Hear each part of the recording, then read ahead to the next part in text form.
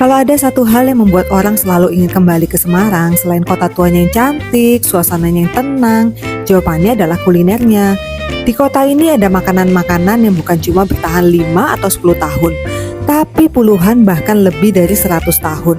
Resepnya diwariskan dari generasi ke generasi, pelanggan setianya datang sejak kecil lalu kini membawa anak dan cucunya makan di tempat yang sama. Dan menariknya, makanan-makanan ini bukan sekedar enak, mereka adalah bagian dari sejarah kota Semarang itu sendiri.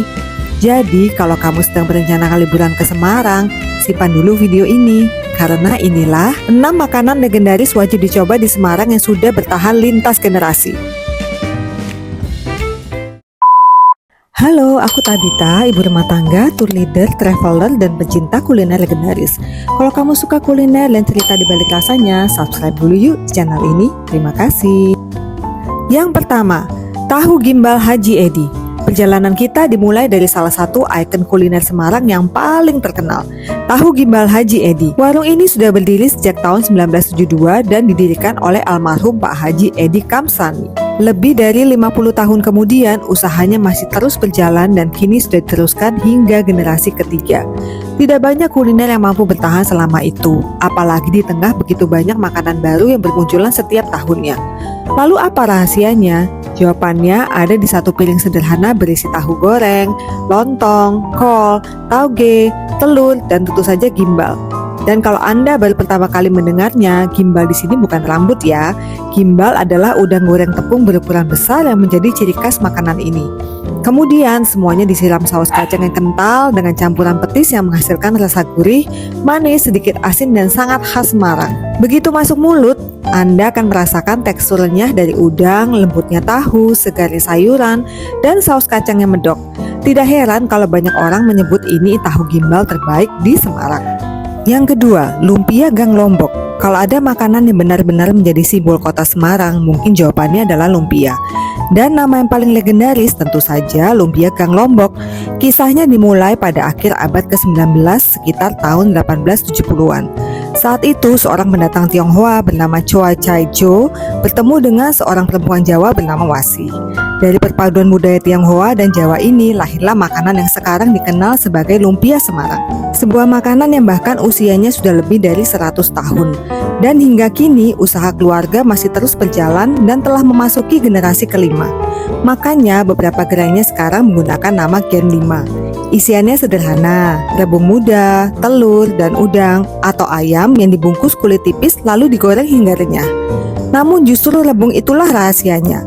Diolah dengan teknik khusus sehingga aromanya tidak menyengat dan justru menghasilkan rasa manis yang khas. Dipadukan dengan saus manis, acar, dan daun bawang, rasanya benar-benar berbeda dengan lumpia dari daerah lain. Dan setelah mencoba makanan yang sudah berusia lebih dari 1 abad ini, sekarang saatnya mencoba sesuatu yang terlihat sederhana, tapi punya penggemar fanatik di Semarang. Mie kopiok Pak Duwur. Kalau Anda melihat sepintas, mungkin Anda akan berpikir, ini cuma mie biasa. Tapi setelah satu suapan, pendapat itu biasanya langsung berubah. Mie kopiok Pak Duwur sudah menjadi bagian dari kehidupan warga Semarang selama puluhan tahun. Nama kopiok sendiri dipercaya berasal dari proses mengocok atau mengaduk bahan-bahan sebelum disajikan. Isiannya sebenarnya sederhana, mie kuning, lontong, tahu pong, tauge, kerupuk gendar, lalu disiram kuah bawang putih yang bening. Tidak ada kuah santan, tidak ada kuah kental. Justru kesederhanaan itulah yang menjadi kekuatannya. Kuahnya ringan tetapi gurihnya dalam. Ditambah sambal dan perasan jeruk nipis, rasanya berubah menjadi segar, gurih, sedikit pedas, dan sangat cocok dimakan kapan saja. Pagi enak, siang enak, malam pun tetap enak. Tidak heran kalau warga Semarang yang sejak kecil makan di sini, lalu sekarang membawa anak-anak mereka untuk menikmati rasa yang sama. Dari makanan berkuah yang sederhana ini, kita beralih ke jajanan yang antriannya hampir tidak pernah sepi. Leker Paimo. Kalau Anda melihat antrian panjang di pinggir jalan di Semarang, kemungkinan besar salah satunya adalah antrian Leker Paimo. Pak Paimo sudah berjualan sejak akhir tahun 1970-an dan berhasil mengubah jajanan sekolah sederhana menjadi salah satu kuliner paling terkenal di kota ini. Biasanya leker identik dengan coklat atau keju, tapi di sini pilihannya jauh lebih kreatif. Ada tuna, ada sosis, ada kornet, ada daging sapi. Bahkan ada kombinasi topping yang mungkin belum pernah Anda bayangkan sebelumnya. Kulitnya tipis, renyah, dan harum ketika baru diangkat dari wajan. Yang paling menarik, semua dibuat satu persatu di depan pembeli. Anda bisa melihat sendiri prosesnya dari awal sampai jadi. Mungkin itu juga yang membuat pengalaman makannya terasa lebih spesial. Setelah Papa Imo meninggal dunia, usaha ini tetap teruskan oleh keluarganya sehingga cita rasa yang sudah dikenal puluhan tahun itu tetap bisa dinikmati sampai sekarang. Perjalanan kita berlanjut menuju makanan dengan kuah santan yang tak kalah legendaris. Nasi gandul Pak Memet. Walaupun asalnya dari Pati, nasi gandul sudah menjadi salah satu makanan favorit warga Semarang. Dan salah satu nama yang paling sering direkomendasikan adalah nasi gandul Pak Memet. Begitu datang, aroma rempah dan santannya langsung terasa. Kuahnya berwarna coklat muda, terlihat sederhana, tetapi menyimpan rasa yang sangat kaya. Nama gandul sendiri dipercaya berasal dari cara para penjual zaman dulu membawa dagangannya dengan pikulan atau menggantung atau bergandul. Sepiring nasi disajikan di atas daun pisang lalu disiram kuah santan berbumbu rempah bersama irisan daging sapi yang empuk. Yang membuat banyak orang jatuh cinta adalah keseimbangan rasanya. Tidak terlalu berat, tidak terlalu encer. Gurih santannya pas dan rempahnya terasa sampai suapan terakhir. Bahkan para pelanggan yang mengaku awalnya hanya ingin mencoba semangkuk, tetapi akhirnya menambah lagi karena kuahnya terlalu sayang untuk disisakan. Dan setelah 5 makanan berat tadi, perjalanan kuliner ini rasanya belum lengkap tanpa sesuatu yang manis dan menyegarkan. Es puter conglik, penutup perjalanan kita, adalah salah satu legenda manis kota Semarang. Es puter conglik, usaha ini mulai dikenal sejak tahun 1970, meskipun akar usahanya disebut sudah dimulai sejak tahun 1940-an di kawasan Pecinan, Semarang. Didirikan oleh Pak Sukimin dan kini diteruskan oleh generasi kedua. Yang membuatnya berbeda dari es krim biasa adalah bahan utamanya bukan susu, melainkan santan. Karena itulah teksturnya terasa lebih lembut dan rasa yang lebih kaya.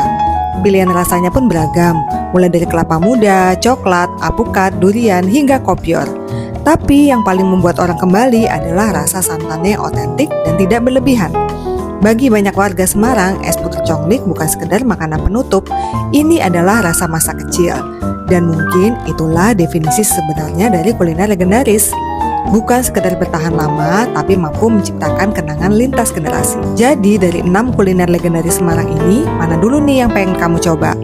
Tahu gimbal Haji Edi yang sudah bertahan lebih dari 50 tahun, lumpia gang Lombok yang usianya sudah lebih dari 1 abad, mie kopiok Pak Dur yang sederhana tapi bikin rindu, leker paimo dengan antrean panjangnya, nasi gandul Pak Memet yang kuahnya bikin nagih, atau es puter conglik yang sudah menemani warga Semarang selama puluhan tahun. Tulis jawaban kamu di kolom komentar, dan kalau masih ada kuliner legendaris Semarang favorit kamu yang belum masuk daftar ini, jangan lupa tulis juga ya.